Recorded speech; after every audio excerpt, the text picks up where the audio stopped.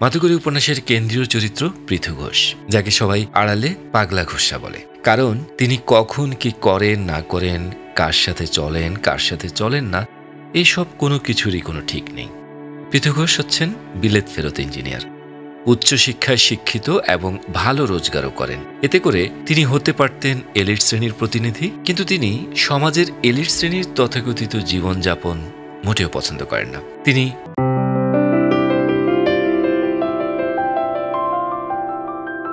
Inside রিডারের পক্ষ থেকে উপন্যাসের সারসংক্ষেপে আপনাদের সবাইকে শুভেচ্ছা জানাচ্ছি। আমাদের আজকে সারসংক্ষেপে আছে বুদ্ধদেব গুহের মাধুকরী। মোহাম্মদ কামরুজ্জামানের শব্দচয়নে আজকের মাধুকরী উপন্যাসের সারসংক্ষেপ, এবং শুনছেন আমাকে সাদাত হোসেন। এলিট শ্রেণীর তথাকথিত জীবনযাপন মোটেও পছন্দ করেন না। তিনি কবিতা লিখতে ভালোবাসেন, তিনি গান শুনেন এবং বনে জঙ্গলে ঘুরে বেড়ান। আর যাদের সাথে তার মেলামেশা, সেটা সমাজের সেই জায়গাটাতেও এলিট শ্রেণীর প্রাধান্যটা একচ্ছত্র নয়। তিনি সমাজের উঁচু নিচু সবার সাথে মেশেন। যেমন ভুঁচু, সে একজন মোটর মেকানিক। শামীম, সে ঘড়ি মেকার বা ঘড়ির মেকানিক। এবং সবচেয়ে স্পেশাল যিনি, কুর্চি। কুর্চি হচ্ছেন নিমু কাকার মেয়ে এবং পৃথু ঘোষের প্রাক্তন প্রেমিকা। এরপর আছেন সাবির মিয়া, তার একজন মুসলমান বন্ধু। আছেন দীঘাপাড়ে, যিনি সংসার বিভাগী। এরপর আছেন ঠুটা বাইগা, তার কাজের লোক। এরপর আছেন গিরিশ দা, যিনি অবিবাহিত এবং কর্মজীবন শেষ করেছেন, অবসরপ্রাপ্ত একজন মানুষ।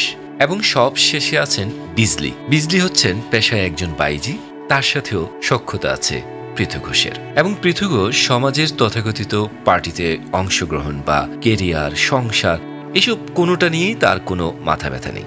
এগুলো তার পছন্দের বিষয় নয়। পৃথু ঘোষ প্রথম জীবনে ভালোবাসত তার নিমু কাকার মেয়ে কুর্চিকে, কিন্তু পৃথু ঘোষের বাবার মৃত্যুর পর পৃথু ঘোষের বাবা তাকে বিয়ে দিয়ে দেন রুষার সাথে।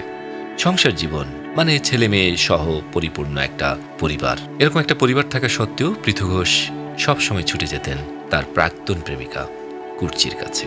এবং এই ছুটে যাওয়ার কারণ বইয়ের অবহেলা, বইয়ের কাছে প্রত্যাখ্যাত হওয়া, অর্থাৎ কনজুগাল লাইফের যে ক্রাইসিস, সেই ক্রাইসিস থেকেই তিনি ছুটে যেতেন তার প্রাক্তন প্রেমিকা কুর্চির কাছে, এবং পাশাপাশি ছুটে যেতেন সেই বাইজি বিজলির কাছে।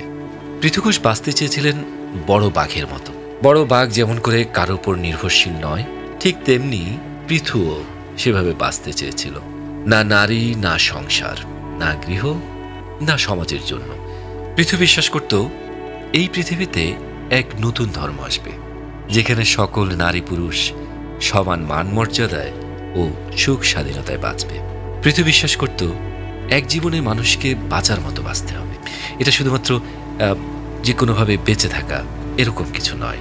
কিন্তু পৃথু বুঝতে চাইত না যে মানুষ চাইলেই বড় বাঘের মতো বাঁচতে পারে না। কারণ মানুষ হিসেবে মানুষকে সমাজের অনেক কিছু মেনে চলতে হয়, আর সে কারণেই মানুষের কাঙ্ক্ষিত সুখ সবসময় অধরাই থেকে যায়। এবং পৃথুর ক্ষেত্রেও সেটার ব্যতিক্রম ঘটেনি। ভাগ্যের পরিহাসে একসময় পৃথু তার ডান পা হারিয়ে ফেলে, এবং ডান পা হারানোর পর বুঝতে পারে ভালোবাসা এবং নিজের সুখের পেছনে ছুটতে ছুটতে তিনি কত দূর চলে গেছেন। তার পরিবার, ছেলে মেয়ে, সমাজ, এই সব কিছু থেকেই তিনি এত দূরে চলে গেছেন যে সেখান থেকে আর ফিরে আসা সম্ভব নয়। অপরদিকে পৃথুর স্ত্রী রুষা, ইংরেজি শিক্ষিকা, সুন্দরী, চাকরিজীবী। তিনি বাইরের জগতের সাথে অসাধারণ মিশুক একজন মহিলা, যাকে বলা যায় সোসাইটি গার্ল, এবং সুখের পেছনে ছোটা এক নারী, যাকে ঘর থেকে বাইরেই বেশি টানে, এবং যার নিকট স্বামীর প্রেম তথা স্বামীর ইচ্ছা অনিচ্ছা এসবের চেয়ে অনেক বেশি গুরুত্বপূর্ণ বাইরের পৃথিবী বা বাইরের পুরুষের ইচ্ছা অনিচ্ছা, এই বিষয়গুলো। বিবাহিত জীবনের মানসিক দ্বন্দ্ব রুষাকেও বিবাহ বহির্ভূত সম্পর্কের দিকে ধাবিত করে, এবং যে মানুষটার সাথে তার সম্পর্ক গড়ে ওঠে তার নাম বিনোদ ইদুরকার। সে একজন সফল ব্যবসায়ী, এবং এই সম্পর্কগুলো পৃথু এবং রুষাকে দুজনের কাছ থেকে অনেক দূরে সরিয়ে দেয়। এবং দুর্ঘটনাবশত পৃথু যখন পা হারায়, তখন রুষা তাকে পুরোপুরি ছেড়ে চলে যায় বিনোদকারের ঘরে, এবং একটা সময় বিনোদকার রুষাকে ছেড়ে পালিয়ে যায়। এরপর রুষার সম্পর্ক হয় ভোচুর সাথে।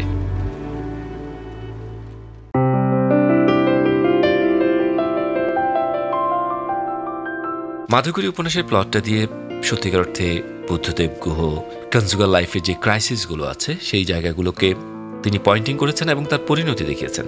বুদ্ধদেব গুহের এই মাধুকরী উপন্যাসটি অত্যন্ত সুখপাঠ্য, এবং এখানে বিভিন্ন ধরনের প্রেক্ষাপট থাকার পরেও আপনার মধ্যে এক ধরনের রোমান্টিসিজম তৈরি হবে। বিশেষ করে কুর্চিকে লেখা পৃথু ঘোষের যেই অসাধারণ চিঠিটি আছে, এটা আপনি না পড়লে আপনি বুঝবেন না যে সত্যিকার অর্থে হৃদয়ের গহীনে মানুষের কি কি কথা তৈরি হয় এবং কথাগুলো কতটা প্রত্যাশার। আমরা সবাই চাই যে একটা মায়ার বন্ধনে থাকতে, কিন্তু সেই মায়ার বন্ধনটা আসলে আপনি যেখানে আশা করছেন, যেখানে হওয়া উচিত, সেখানে হচ্ছে না, অন্য কোথাও হচ্ছে। সো এই কমপ্লিসিটির দিকেও আমরা না যাই, বরং আজকের মাধুকরী উপন্যাসের যে রোমান্টিসিজমের অংশটি আছে, যেটা অসাধারণ একটা চিঠি, সেই চিঠিটা আমরা একটু শোনার চেষ্টা করব। এবং এই চিঠিটি অসাধারণভাবে আবৃত্তি করেছেন শিমুল মোস্তফা, কিন্তু শিমুল মোস্তফার আবৃত্তিটি এখানে দেওয়া যাচ্ছে না কপিরাইট ইস্যুর কারণে। সো আমি চেষ্টা করব আপনাদেরকে চিঠির ভাষাটা মোটামুটি ফুটিয়ে তোলার জন্য, এবং এটাকে আবৃত্তি হিসেবে দেখবেন না। সো চলুন আমরা শুনি কুর্চিকে লেখা পৃথু ঘোষের সেই অসাধারণ চিঠিটি। কুর্চি। তোমার চিঠি হঠাৎই শীত সকালে একরাশ উষ্ণতা বয়ে আনলো। পাতা ঝরে যাচ্ছে সামনের শালবনে, বিভাগী হচ্ছে ভোগী, রিক্ততার দিন আসছে সামনে। এরই মধ্যে তোমার চিঠি যৌবনের দূতির মতো এলো, যেন এক ঝাঁক টিয়ার উল্লাসী সমবেত সবুজ চিৎকারের মতো। তার মানে এই নয় যে তোমার চিঠি দুর্বোধ্য, উপমার খুঁত, ক্ষমা করে দিও। কেমন আছো তুমি? জানতে চাইলেও জানতে পাই কই। সকাল থেকেই তোমাকে আজ খুব সুন্দর একটা চিঠি লিখতে ইচ্ছে করছিল। ঘুম ভাঙার পর থেকেই তোমার কথা মনে পড়ছিল খুবই। আজকে ঘুমও ভাঙল বড় এক চমকে। একজোড়া পাখির ডাকে ঘুম ভাঙল, যে পাখিদের ডাক বড় একটা শুনিনি এদিকে। কম্বল ছেড়ে দৌড়ে বাইরে গিয়ে দেখি একজোড়া স্কারলেট মিনিফেড এসে বসেছে আম গাছের মাথায়, আমার ঘুম ভাঙানিয়া পাখিরা। আহা, রোজই যদি আসতো। আর তারপরেই তোমার এই চিঠি। দিন আজকে ভালো যাবে আমার। বলছিলাম যে সকাল থেকেই তোমাকে সুন্দর একটা চিঠি লিখব ভাবছিলাম, কিন্তু সুন্দর সুখের যা কিছু ইচ্ছা তা দমন করার মধ্যেও বোধহয় এক ধরনের গভীরতর সুখ নিহিত থাকে না? আজ চিঠি লিখব না তোমাকে, তার বদলে একটা স্বপ্নহার পাঠাচ্ছি। লেখক, কবি না, তবুও তার নাম গোপনই থাক। কি যে দেখেছিলাম তোমার ওই মুখটিতে কুর্চি। এত যুগ ধরে কত মুখী তো দেখল এই পোড়া চোখ দুটি, কিন্তু এমন করে আর কোনো মুখী তো আমার সর্বস্বকে চুম্বকের মতো আকর্ষণ করেনি। ভালো না বাসলেই ভালো, বড় কষ্ট গো ভালোবাসায়। ভালোবাসা তো কাউকে পরিকল্পনা করে বাসা যায় না, ভালোবাসা হয়ে যায়, ঘটে যায়। এই ঘটনা ঘটার অনেক আগে থেকেই মনের মধ্যে প্রেম পোকা কুটতে থাকে। তারপর হঠাৎই এক সকালে এই দুঃখ সুখের ব্যাধি দুরারোগ্য ক্যান্সারের মতোই ধরা পড়ে। তখন আর কিছুই করার থাকে না। অমোঘ পরিণতির জন্যে অশেষ যন্ত্রণার সঙ্গে শুধু নীরব অপেক্ষা। তখন কেউ যেন কাউকে ভালো না বাসে, জীবনের সব প্রাপ্তিকে এ যে অপ্রাপ্তিতেই গড়িয়ে দেয়। তার সবকিছুই হঠাৎ মূল্যহীন হয়ে পড়ে। হুঁশ থাকলে এমন মূর্খামি কেউ কি করে বলো? সেজন্যই বোধহয় হুঁশের মানুষদের কপালে ভালোবাসা জোটে না। যারা হারাবার ভয় করে না কিছুতেই, একমাত্র তারাই ভালোবেসে সব হারাতে পারে। অথবা অন্য দিক দিয়ে দেখলে মনে হয় যা কিছুই সে পেয়েছিল বা তার ছিল, সেই সমস্ত কিছুকেই অর্থবাহী করে তোলে ভালোবাসা। যে ভালোবাসিনি তার জীবন বৃথা। তবুও বড় কষ্ট ভালোবাসায়। এমন মহাবোধ আর কি আছে?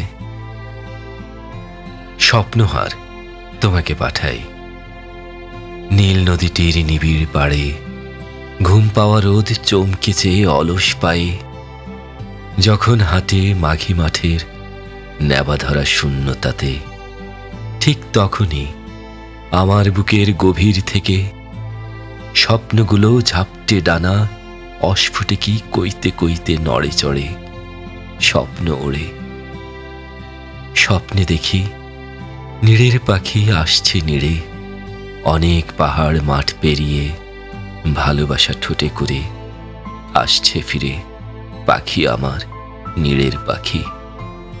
স্বপ্নগুলো খুব ভীত হয়, আমার স্বপ্ন সবার স্বপ্ন, তবু আমি স্বপ্ন দেখি রূপের রাজা গুণের গুণিন, মুঠির মাঝে মুক্ত মলিন, সব পাখিদের মুগ্ধ করা মন্ত্র নিয়ে আসবো ফিরে বারে বারে। আমার কিছু স্বপ্ন ছিল, স্বপ্ন দিয়ে মালা গাঁথি, স্বপ্নমালা। ছিপছিপে সেই মেয়ে, ছিপছিপে সে, শ্যামলা বরণ, পেঁয়াজ খসি শাড়ি, তার স্বপনপুরে বাড়ি, আমার সঙ্গে আড়ি, স্বপ্নে দেখা নারী, পেঁয়াজ খসি শাড়ির আঁচল, ঠোঁটের কোণের তিল, স্বপ্নমালায় গেঁথে গেল হরিণ চিতাচিল। স্বপ্নে আমি ভেবেছিলাম অনেক কিছুই, ভেবেছিলাম এটা করব সেটা করব, বাড়ি করব পাহাড় চূড়ায় স্বপ্ন এবং সুখের কুটো দিয়ে, পায়ের কাছে বইবে নদী নারীর মতো, সাধের নারী, বাধ্যতা আর নাব্যতাতে নীল, স্বপ্ন ওড়ে, স্বপ্ন ওড়ে বারে বারে।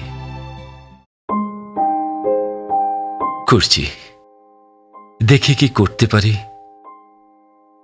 তোমার সঙ্গে বেড়াতে যাওয়ার।